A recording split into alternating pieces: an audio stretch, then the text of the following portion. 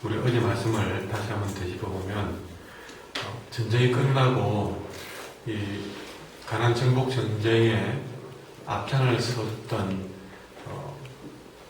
두 지파 반, 그러니까 르우벤 자손과 갓 자손과 므낫세 반 지파의 대표들, 그들이 가나안 정복 전쟁에서 요단강 동쪽 땅을 먼저 선점한 바람에 그들이 가나안 정복 전쟁에 앞장서는 것이 그 조건이었습니다. 그 일을 다 수행하고 축복받고 이제 그의 고향 땅이죠.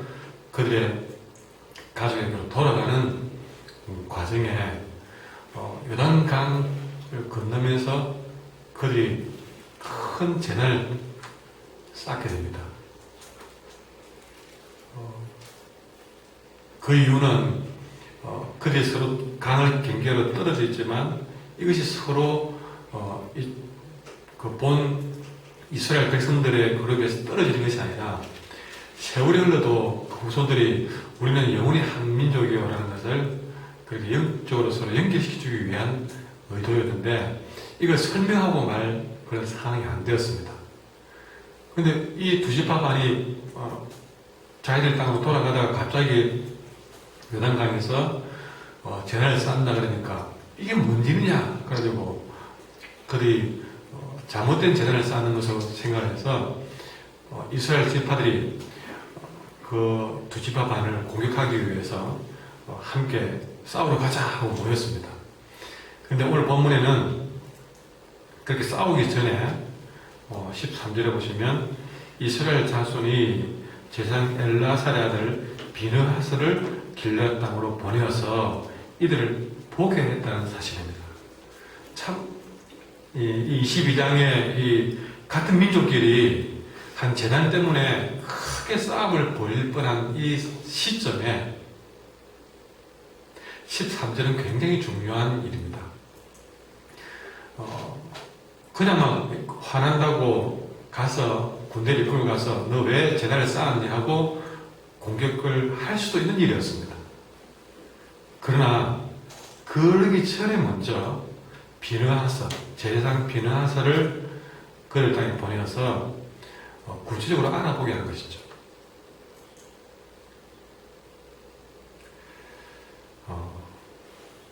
여러분 여기서 우리가 항상 모든 삶에 있어서 오늘 작게 보여준 이 일들을 우리는 기억을 해야 될 것입니다. 우리는 항상 어쩌면 우리의 생각보다 한 발짝씩은 늦춰야 됩니다. 그러다 보면 그냥 늦추는 것이 아니라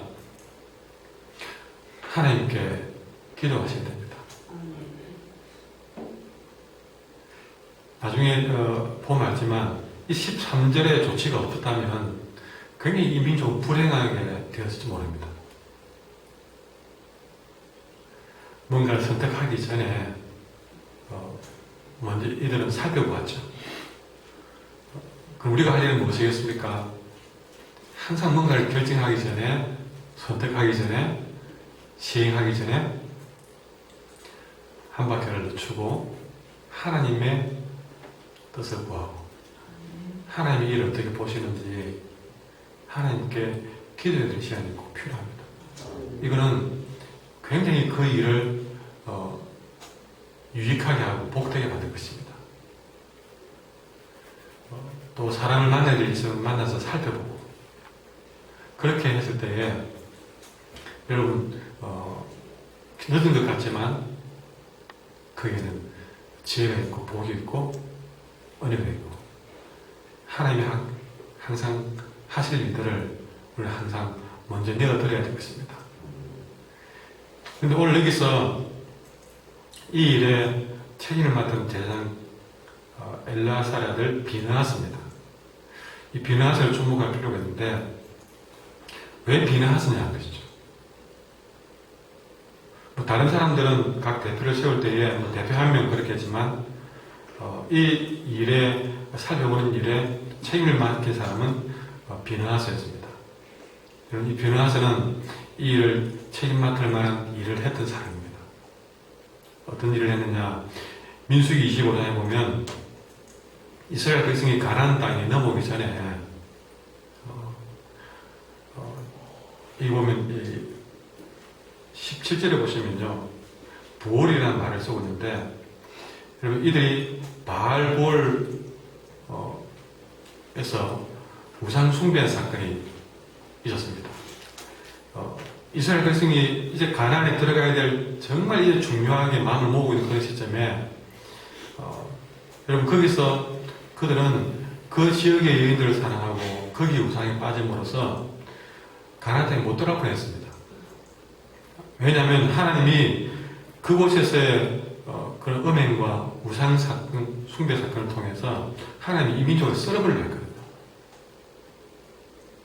그때에 하나님이 우리 민족의 음행과 우상 숭배를 얼마나 싫어하시고 여기에 대해서 얼마나 화가 났는가를 영적으로 민감하게 느낀 사람이 바로 비느하스였습니다. 그때 막 대놓고 이들이 그 백성들 가운데서 누가 대놓고 음행을 행할 그릇이기에 이 비느하스가 칼을 들고 가서 그 음행하는 남녀를 한 번에 제거를 하게 됩니다. 여러분 이 바알볼 사건 때문에 하나님이 마치 태풍이 불듯이, 여러분 뭐 요즘 내렸어요 그러지만 태풍이 불듯이 이 이스라엘 전체를 연병으로 몇만 명을 확 썰어버리게 했습니다. 그런 시기 때 하나님이 무엇 때문에 화가 났고 이걸 어떻게 해야 될 것인가를 분명하게 분별하고 행동에 앞장서서 하나님의 진노를 거치게 만들었던 제사장이 누구냐면 바로 비느하스였습니다. 그 장면에서 성경은 민수기 25장 11절에 이렇게 표현했는데, 제사장 아론의 손자 엘르아살의 아들 비느하스가 내 질투심으로 질투하여 이스라엘 자손 중에서 내 노를 돌이켜서 내 질투심으로 그들을 소멸하지 않게 했다라고 했습니다. 거기서 기록한 것처럼 내 질투심으로, 하나님의 거룩한 질투심으로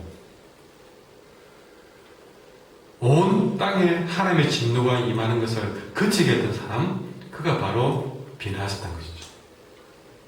여러분, 내 질투심, 하나님이 싫어하는 것이 무엇인지 알고 그것을 자기도 싫어했던 것입니다. 하나님이 기뻐하는 일들을 나의 기쁨으로 알았던 사람이 바로 비느하스였다는 것이죠. 여러분, 이런 비느하스의 한 결정이 온 땅에 하나님의 진노를 거치게 만들었던 것처럼 지금도 어쩌면 이 이스라엘 전체를 서로 동족끼리 죽이는 이 사건 속에서 비느하스가 먼저 그 일을 가서 돌아옴으로써 또 나중에 보게 되지만 오히려 이 위험한 사건을 축복의 기회로 만드는 그런 일들을 우리는 보게 됩니다. 여러분, 우리가 항상 이렇게 하나님의 마음을 가진 자들은 하나님께 귀하게 쓰임을 받습니다. 우리가 무슨 능력이 있어서가 아닙니다. 똑똑해서도 아닙니다. 우리는 모든 면에서 부족하지만 우리 하나님의 마음을 내 마음으로, 하나님이 싫어하는 일들을 내가 싫어하고 하나님이 기뻐하는 일들을 기뻐하는 마음을 가질 때에 여러분, 하나님은 그런 자를 귀하게 들어서실 줄 믿습니다. 이제 비느하스를 비롯한 대표단들은 이 두 지파 반을 만나보면서 이들의 행위가 하나님의 말씀을 거역하는 것이 아니냐고 추궁을 합니다. 비느하스가 말하기로 10절부터 보시면요,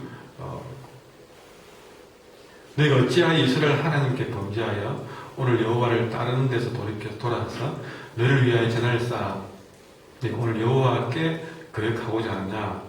보홀의 죄악으로 말미암아 여호와의 회중이 재앙이 내렸지만 오늘까지 우리가 그 죄에서 정결함을 받지 못했는데 그 죄악이 우리에게 부족해서 오늘 너희가 돌이켜 또 이런 일을 저질러 하느냐. 또 21절에 보면 여리고 전쟁에서 승리한 이스라엘 백성들이 아이슨 전투에 대패를 하게 됩니다. 그때 여러분, 온 이스라엘 백성들이 위기에 처했던 원인은 아간의 범죄 때문에 그랬습니다. 그러니까 아간의 범죄를 다시 한번 되새기면서 또 부활의 사건을 되새기면서 어찌 그 일이 아직도 우리 기억에 생생한데 내가 어떻게 해서 재단을 쌓아 이렇게 또 우상 숭배하며 하나님을 거역하게 하느냐라는 것으로 책망하는 모습을 보게 됩니다. 여기서 우리는 하나 기억할 것은요, 이 이스라엘 백성들이 그때 부활의 죄악으로 말미암아서 온 민족이 열병으로 죽을 뻔했던 사건을 잊지 않고 있다는 사실입니다. 그날의 교훈을, 그 과거의 뼈저린 교훈을, 또 아간의 그 사건을, 교훈을 잊어버리지 않고 있다는 것이 또 귀한 일입니다. 그것을 잊지 않았기 때문에 이들은 조그맣게 이 두 집 앞 안에 세운 그런 재단만 보더라도 가만히 두고 보지 않고 벌떡 일어나서 이 문제를 해결하려고 했던 것이죠. 이 일을 잊어버렸다면, 아이고, 전쟁 끝났는데 저가 어떻게 하든 말든 내가 잘하면 되지. 그랬을 것입니다. 물론 이것이 오히려 오해였다는 것은 뒤에 밝혀지지만 지금까지는 우리가 이들의 마음을 봐야 됩니다. 그게 뭐죠? 그렇게 조금이라도 우상숭배의 사건이 보였을 때 온 민족이 하나가 되어서 이러면 안 된다. 우리가 과거에 부활에서 어떤 교훈을 받았느냐, 아간 사건 때 어떤 교훈을 받았느냐. 여러분, 과거의 교훈을 잊으면 안 됩니다. 그것을 잊지 않기 때문에 지금 이 작은 죄가 미래에 미칠 영향에 대해서 그들은 예사롭게 넘어가지 않았던 것입니다. 우리는 돌아서면 잊어버리고, 돌아서면 여러분 우리는 언제 걸리나 듯이 또 그런 죄를 지을 때가 있습니다. 오늘 이스라엘 백성들이 보였던 그 과거의 교훈을 잊지 않았던 이 모습들, 여러분 각자가 그 사건들이 무엇인지는 모르지만 돌아오는 계획이 되기를 바랍니다. 이렇게 비누아스의 모습과 또 이 대표단의 책망의 모습을 통해서 여러분 오늘 우리는 하루를 살아가면서 이런 생각을 해봅니다. 하나님이 오늘 내게 이런 말씀을 왜 주셨지? 왜 새벽에 이 말씀을 듣게 하실까? 그런 생각을 하게 되겠습니다. 결국 하나님은 그냥 강연하듯이 우리에게 진도 맞춰서 말씀하시는 분이 아닙니다. 분명히 하나님의 말씀은 쓸 때가 있고 내 인생에 살아가는데 꼭 필요한 말씀을 주시는 분이기 때문에 여러분 오늘 주신 말씀조차도 잊지 않았으면 좋겠습니다. 우리가 살아가는 과정에서 내가 기억하는 그 말씀, 그날 들은 그 말씀, 분명히 그 말씀을 통해서 하나님 역사하실 일이 있을 줄 믿습니다. 눈을 감고 말씀을 생각하시면서 한번 기도합시다. 기도하실 때에